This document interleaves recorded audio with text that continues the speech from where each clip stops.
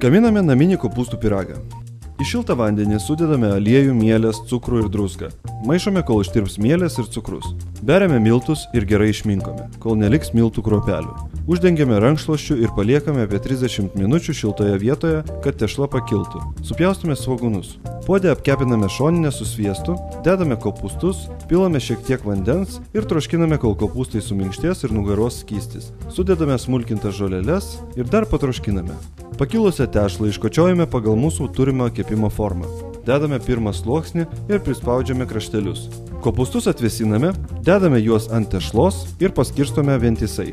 Iškočiojame dar vieną lakštą tešlos ir dedame ant pyrago viršaus. Įkaitiname orkaitėje iki 160 laipsnių, šauname pyragą ir kepame, kol apskrus kraštai, arba apie 30-45 minutės.